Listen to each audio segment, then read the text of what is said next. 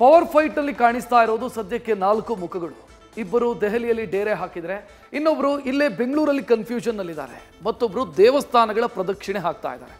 High command ಸಂದೇಶ ಹೊತ್ತು ಬರುವ ಆ ಇಬ್ಬರಿಗಾಗಿ ಇಲ್ಲಿ ರಾಜ್ಯ ರಾಜಕೀಯ ಜಾತಕ ಪಕ್ಷಿಯಂತೆ ಕಾಯ್ತಾ ಕೂತಿದೆ.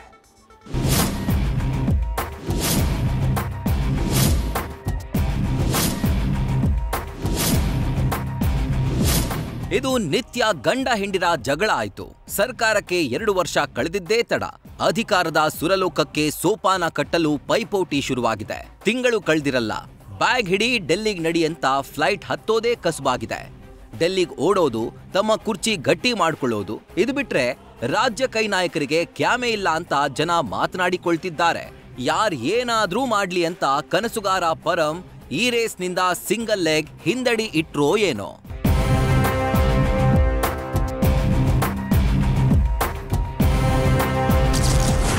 ಡೆಲ್ಲಿಯಲ್ಲಿ ಕುರ್ಚಿಗಾಗಿ ಕದನ, ಪರಂ ಟೆಂಪಲ್ ರನ್. ಕುಕ್ಕೆಯಲ್ಲಿ ಗೃಹ ಸಚಿವ ಪರಂರಿಂದ ಆಶ್ಲೇಷ ಪೂಜೆ.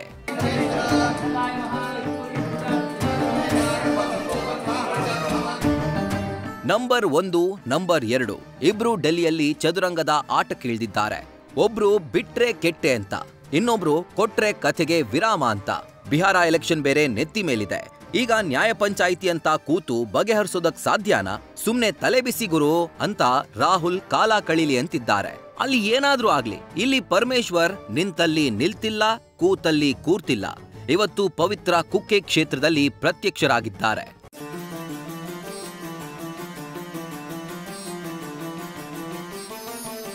ನಿನ್ನೆ ಕಾರ್ಕಳದ ಬೆಳ್ಮಣ್ಣು ದುರ್ಗಾ ಪರಮೇಶ್ವರಿ ದೇವಸ್ಥಾನಕ್ಕೆ ಪತ್ನಿ ಜೊತೆ ಆಗಮಿಸಿದ್ದ ಪರಂ ಜಗನ್ಮಾತೆಯ ಸನ್ನಿಧಿಯಲ್ಲಿ ಚಂಡಿಕಾ ಹೋಮ ನೆರವೇರಿಸಿದ್ರು. ಇವತ್ತು ಕುಕ್ಕೆ ಸುಬ್ರಹ್ಮಣ್ಯ ದೇವಸ್ಥಾನಕ್ಕೆ ಭೇಟಿ ನೀಡಿದ ಪರಂ ರೇಷ್ಮೆ ವಸ್ತ್ರದಲ್ಲಿ ಕಾಣಿಸಿದ್ರು. ಶ್ರೀ ಕ್ಷೇತ್ರ ಕುಕ್ಕೆ ಸುಬ್ರಹ್ಮಣ್ಯಕ್ಕೆ ಗೃಹ ಸಚಿವ ಪರಮೇಶ್ವರ್ ಭೇಟಿ ನೀಡಿದ್ರು. ಪತ್ನಿ ಸಮೇತರಾಗಿ ಬೆಳ್ಳಂಬೆಳಗ್ಗೆ ಪ್ರಾರ್ಥನೆಗೆ ಧಾವಿಸಿದ್ದು ವಿಶೇಷ. ಮೂಲಗಳ ಪ್ರಕಾರ ಸರ್ಪ ಸಂಸ್ಕಾರ ಮತ್ತು ಆಶ್ಲೇಷ ಬಲಿ ಪೂಜೆ ನೆರವೇರಿಸಿದ್ದಾರೆ ಅಂತ ಗೊತ್ತಾಗಿದೆ.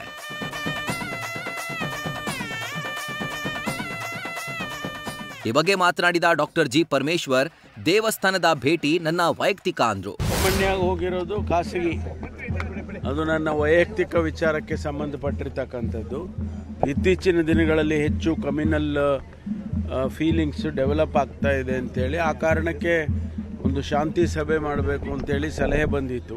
ಪವರ್ ಶೇರಿಂಗ್ ಬಗ್ಗೆ ಮತ್ತೆ ಈಗ ಇದಾಗಿರೋದು, DCM ಡೆಲ್ಲಿಯಲ್ಲಿ ಇದ್ದಾರೆ, ಅದೆಲ್ಲ ಆಮೇಲೆ ಮಾತಾಡೋದು ನಡೀತು.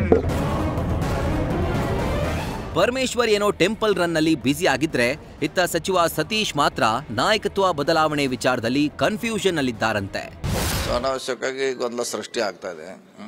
ಮಾಡೋರು ನಮ್ಮ ಹೈಕಮಾಂಡು ನಿರ್ಧಾರ ಮಾಡೋರು, ಅವರೇ ಏನೂ ಇಲ್ಲ ಅಂತ ಹೇಳಿದ ಮ್ಯಾಗೆ ಮತ್ತೆ ಇದು ಪದೇ ನಮ್ಮದು ಕನ್ಫ್ಯೂಷನ್ನಾಗ ನಾವು ಇದ್ದೀವಿ. ಇದೇ ಸರ್ಕಾರ 5 ವರ್ಷ ಇರ್ತೈತೆ ಅನ್ನೋದು ಕ್ಲಾರಿಟಿ ಇದೆ ರೀ. 5 ವರ್ಷ ಇದ್ದೇ 5 ವರ್ಷ ನಮ್ಮ ಸರ್ಕಾರ ಇದ್ದೇ ಇರ್ತದೆ, ಅದರಲ್ಲಿ ಏನೋ ಸಮಸ್ಯೆ ಇಲ್ಲ.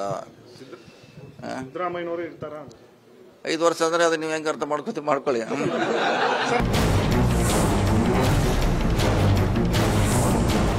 ಒಟ್ಟಾರೆ ರಾಜ್ಯ ಕಾಂಗ್ರೆಸ್ ನಾಯಕತ್ವ ತಿಕ್ಕಾಟ ನಿರ್ಣಾಯಕ ಘಟ್ಟಕ್ಕೆ ತಲುಪದಂತೆ ಕಾಣಿಸ್ತಾ ಇದೆ. ಡೆಲ್ಲಿಯಲ್ಲಿ ಬೀಡು ಬಿಟ್ಟ ಸಿಎಂ ಡಿಸಿಎಂಗೆ ವರಿಷ್ಠರೇ ಸ್ಪಷ್ಟ ಸಂದೇಶ ನೀಡುವ ಸಾಧ್ಯತೆ ಇದ್ದು, ಗೊಂದಲಗಳಿಗೆ ಮದ್ದೆರೆಯುವ ನಿರೀಕ್ಷೆ ಇದೆ. ಆದರೆ ಕಾಂಗ್ರೆಸ್ ಹೈಕಮಾಂಡ್ ಬಳಿ ಕದನ ನಿವಾರಣೆಯ ಆ ಮದ್ದು ಇದ್ಯಾ ಅನ್ನೋದೇ ಅನುಮಾನ. ಮಂಗಳೂರಿನಿಂದ ಕಿರಣ್ ಜೊತೆ Shivaprasad, political bureau, news first. News first ನಿರ್ಭೀತಿಯಿಂದ ನಿಮ್ಮ ಪರವಾಗಿ.